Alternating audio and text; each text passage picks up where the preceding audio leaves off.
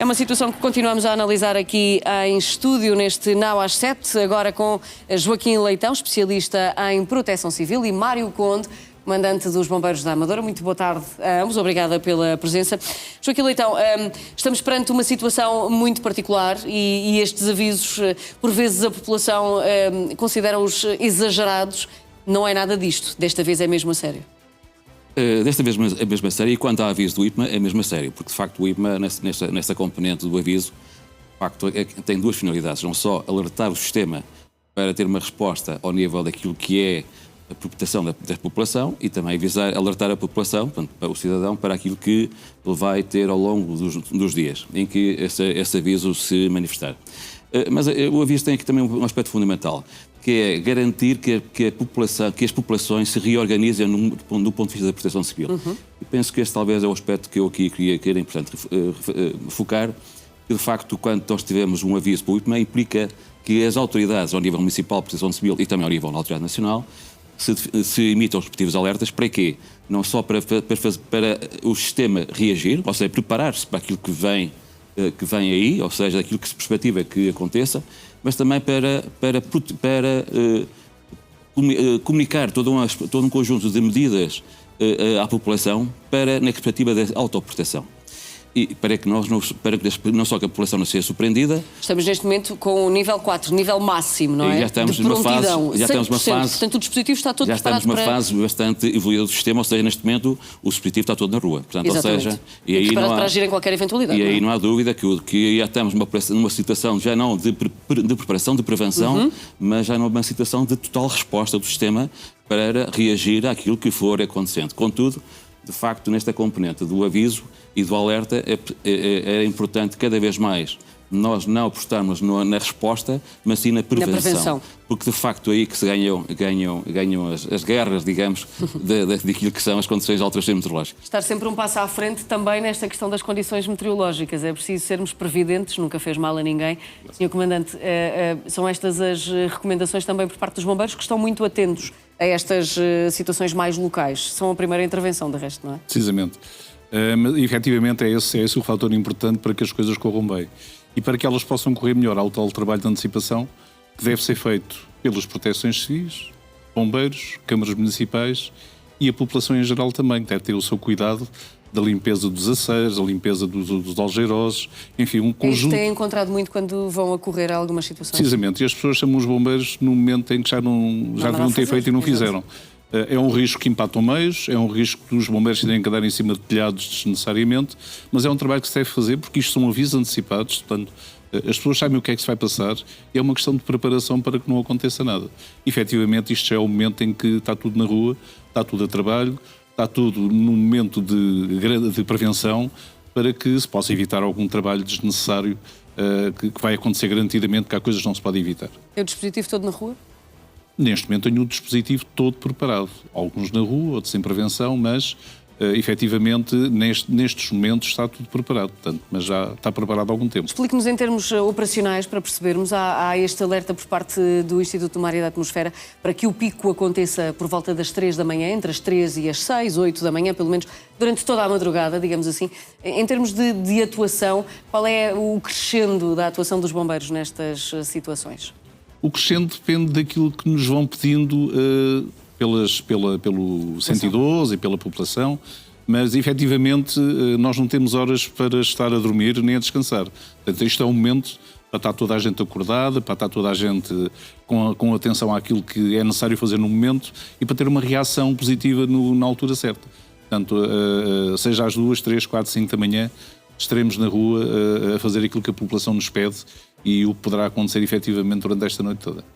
Joaquim Leitão, quando falamos de ventos na ordem dos 140 km por hora, é preciso as pessoas perceberem, às vezes pela velocidade que os nossos veículos conseguem alcançar, em situações extremas, naturalmente, esses 140 km por hora já é uma velocidade bastante intensa. Transportar isso para um fenómeno natural que pode atingir-nos também quando vamos em circulação é, de facto, preocupante. Sim, e os avisos é justamente nesse sentido, ou seja, de facto, alertar a população para que nestas alturas mantenha o máximo precaução, a máxima cautela, digamos, sair só para quando em situações mesmo críticas, porque convém manter alguma reserva, alguma proteção. Que nós chamamos tecnicamente as medidas de autoproteção, ou seja, saber como reagir a este tipo de risco. E neste caso estamos a falar sempre em velocidades do vento muito enormes, portanto, ou seja, com uma grande intensidade de destruição, mas também a própria chuva, portanto, os próprios níveis de pluviosidade, traz-nos aqui também riscos acrescidos, não só ao nível da mobilidade, mas também ao nível daquilo que são as nossas próprias infraestruturas. E daí que, de facto, esta componente do aviso do IPMA vem precisamente nesse sentido de que, em função do nível, digamos, de gravidade, também assim as populações têm que ser alertadas na perspectiva de tomar mais medidas de autoproteção, ou seja, mais preocupação relativamente àquilo que é a sua proteção e a proteção dos seus bens. E, de facto, aquilo que o Comandante acabou de dizer, de facto, é uma realidade, ou seja, quanto mais as pessoas, os cidadãos, se proteger em articulação com a Junta de Freguesia, em articulação com o seu serviço municipal, obviamente que são as entidades de proximidade. Exatamente, porque muitas vezes as pessoas nem têm capacidade para tomar estas medidas, não é? É verdade, mas a lei de base de proteção civil, aquilo que é o nosso sistema, que é o nosso chapéu, mas também aquilo que a lei que rege os nossos serviços municipais de proteção civil, criou em 2019 uma ferramenta muito importante, e se essa ferramenta for posta em prática, de facto faz muita diferença, que são as unidades locais de proteção civil. O que é isto? Bom, no fundo estamos a falar de um conjunto de cidadãos que, na Junta de Freguesia, numa lógica de voluntariado, e portanto nós portugueses somos voluntários por natureza, gostamos de participar. E gostamos de ajudar. E gostamos de ajudar, podem fazer a diferença ao nível do bairro, ao nível do cidadão. Porque repara, o nosso país é feito de quê? É feito de pessoas, bairros e freguesias. Se nós tivermos esse nível protegido e nós temos todas as condições, e há sítios, há locais, há freguesias, onde isso está a acontecer. Estava a contar há pouco, a partilhar há pouco com o Comandante uma situação em que um dos meus alunos na licenciatura é presidente da Junta de Freguesia e antes de começar, de facto, este fenómeno, ele preparou-se, criou com a Unidade de Cooperação Civil, com os agentes de proteção civil, criaram um dispositivo de resposta. Ou seja, é assim que nós temos de trabalhar com as pessoas para se preparar, para proteger o seu espaço. E se nós tivermos essa filosofia em todas as freguesias, repare que os problemas que nós sentimos são minimizados. Não desaparecem, mas são muito minimizados. E os efeitos para nós são absolutamente mais contidos. Voltamos à conversa aqui em estúdio com o Joaquim Leitão, especialista em proteção civil, e também Mário Conde, comandante dos Bombeiros da Amadora. Estávamos a ver estes diretos e quando eu dizia que em relação às vias civis não podemos ter grande preparação, nós, cidadãos, não podemos, mas a Proteção Civil pode e deve.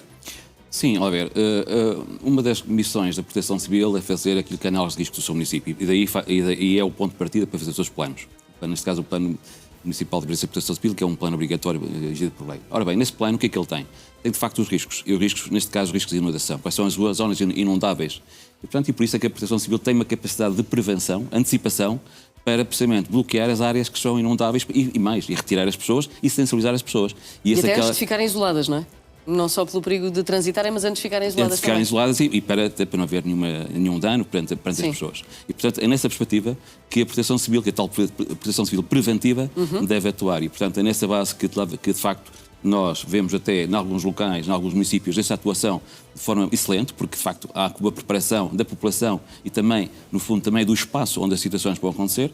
Enfim, noutros ainda não se vê, mas penso que esse é o caminho que temos que seguir para que, quando acontecer, porque temos a atenção de ter a noção de que estamos com umas alterações climáticas em presença e, portanto, cada vez mais vamos ter estas situações dos vários riscos que se podem sepultar e, portanto, temos de estar preparados para eles. E esta preparação faz antes de acontecer, é tal prevenção ao nível daquilo que são as missões da Proteção Civil Municipal. É preciso mudar este entendimento que as pessoas têm também de todas estas situações, mas falamos de chuva, neve, agitação marítima, portanto há aqui uma conjugação de fatores que nos levam para uma situação muito particular também, não é?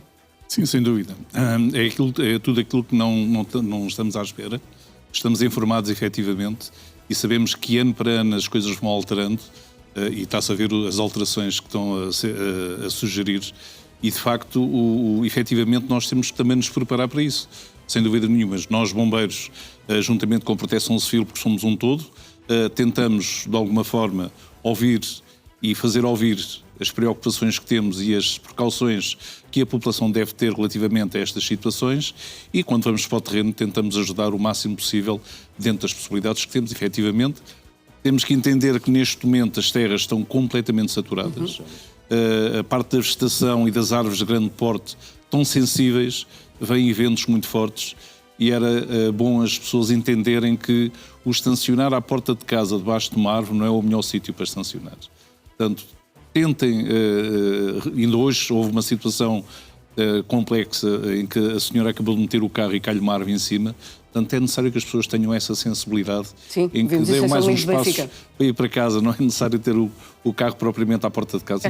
Cá está essa situação. É necessário que haja essa preocupação. Que outras situações é que acha que as pessoas adotam de comportamentos de forma inconscientemente negligente e que as pode colocar em risco? Várias, não tomar as precauções necessárias quanto aos avisos, a limpeza do seu quintal, dos sumidores de água, que muitas vezes, não estando limpos, provoca grandes inundações, não ter as sarjetas, não ter objetos soltos nas varandas ou dentro de um quintal. Portanto, há um conjunto de preocupações que as pessoas devem ter.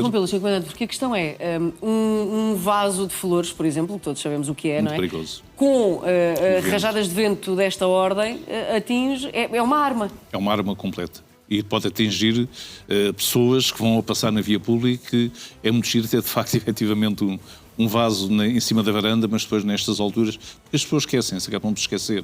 A mesma coisa acontece quando as pessoas gostam de contrariar a natureza. Ir para a beira-mar, tirar fotografias às grandes ondas, à ondulação, isso é um risco elevado. Acontece muitas vezes que as pessoas acabam de ser apanhadas por uma onda e depois é o trabalho efetivo que vão dar as equipas de intervenção no terreno. Portanto, há um conjunto de situações que é inevitável, mas há outras que nós podemos ficar em casa, não sei se for, a não ser que tenha que sair mesmo. No caso dos bombeiros temos que sair efetivamente, assim como a proteção civil, mas há pessoas que não há necessidade de andar na rua com o tempo e com os alertas que temos neste momento. As pessoas às vezes gostam de arriscar, não é? Gostam e depois os riscos são elevados. O problema é esse. As pessoas gostam de desafiar a natureza, mas de facto a natureza pode atingir proporções para que nos faltam entendimentos. Esse de facto é um grande problema que tem a ver com aquilo que é a percepção do risco. De facto, os nossos cidadãos, e este é um estudo que eu fiz no doutoramento, que os nossos cidadãos não têm a percepção do risco do local onde vivem. E essa é uma preocupação que deve ser transversal a todas as agentes de proteção civil, inclusive. Cada um de nós é um agente também, não é? É verdade, e a própria lei de base diz que o cidadão é o primeiro agente de proteção civil. Exatamente. Mas a questão da sensibilização do risco é uma questão que é crítica, do ponto de vista depois daquilo que é a resposta do cidadão perante o mesmo risco onde vive. E eu penso que essa é uma medida que não só ao nível do Governo Central, mas também ao nível municipal, se deve investir naquilo que é ações de formação para a sensibilização nas populações. E repare, por exemplo, este ano vimos nos incêndios populações completamente abandonadas, sem saber o que fazer. Repare, hoje vemos agora também situações nas cheias, mas umas situações, muitas vezes, pessoas completamente aflitas, sem saber o que é que fazer. Bom, e é normal que isso aconteça quando não tem essa percepção daquilo que são, não só o risco, mas como reagir ao risco. Isso faz a diferença entre ter alguém preparado ou alguém que não sabe como reagir perante o mesmo risco.